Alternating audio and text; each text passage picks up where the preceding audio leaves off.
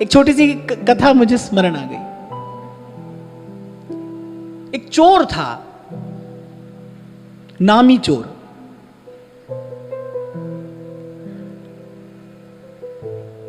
चोरों में भी तो प्रतिष्ठा होती है।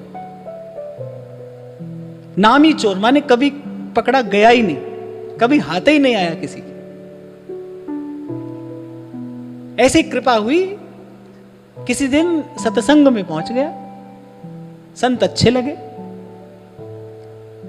जाने लगा। एक दिन चरणों में जाकर बैठ गया, सारी बात कह दी और कहा कि आप मुझे अपनी शरण में लीजिए। अब संत भी सच्चे संत थे। संत ने ना तो ये कहा कि तुझे चोरी करना छोड़ना पड़ेगा, संत ने ना उसको नरक का भय दिखाया ना कुछ। संत ने कहा ठीक है, मैं तुझे भगवान नाम सुनाऊंगा, 4 बात मेरी माननी पड़ेगी। जी महाराज। पहले एक तो कभी किसी गरीब के घर चोरी नहीं करना, पहली बात। दूसरी बात, झूठ नहीं बोलना। चोरी करना लेकिन झूठ नहीं बोलना। तीसरी बात, बोले जिसका नमक खाओ उसकी चोरी नहीं करना। और चौथी बात यह कि तुम्हारे किए का दंड देखना कभी किसी और को ना मिले। संत ने ये तो कहा ही नहीं चोरी नहीं करना, 4 बात कह दी। अब संस्कारी जीव रहा होगा,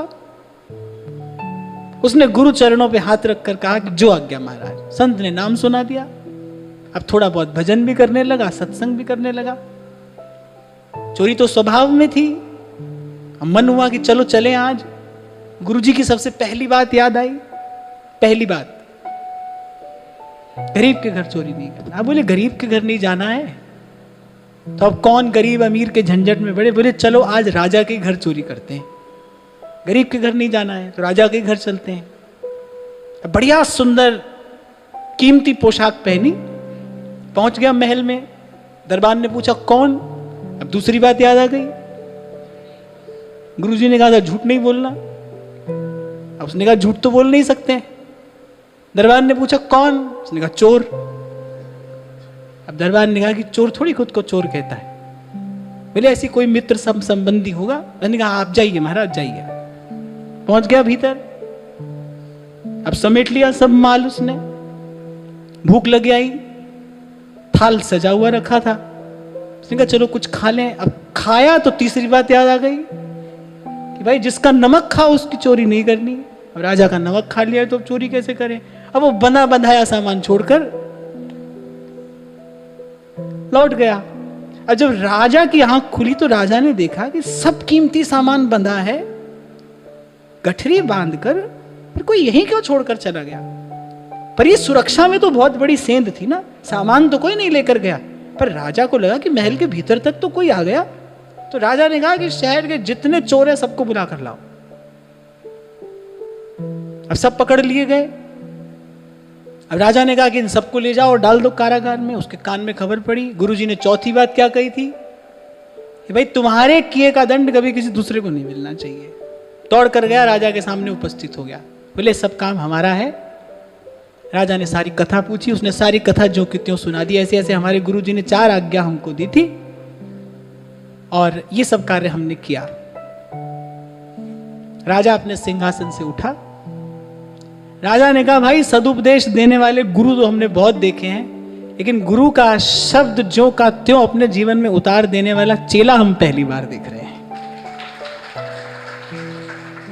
बोले ऐसा शिष्य हमने पहली बार देखा है। राजा ने कहा कि निश्चित रूप से तेरा गुरु भी गुरु ही होगा, जिसने तेरे जैसे व्यक्ति के भीतर इतना बड़ा परिवर्तन उपस्थित कर दिया, तो तेरा गुरु भी गुरु ही होगा। पर राजा ने कहा कि भाई तेरा गुरु तो तेरा गुरु है, पर आज से मेरा गुरु तू है। मैं तुझे अपना गुरु मानता हूं। राजा ने बैठा लिया सिंहासन पर। अब गुरु की बात मानने से क्या हुआ है कि गुरु जी तो चोर के गुरु बने, चोर राजा का गुरु बन रहा है। ऐसे नहीं कहा है संतों ने कि पारस में और संत में बड़ो अंतरो जान, वो लोहा कंचन करे ये कर दे आप समान। गुरु का शब्द न मेटै कोई, कह नानक नानक हरि सोई।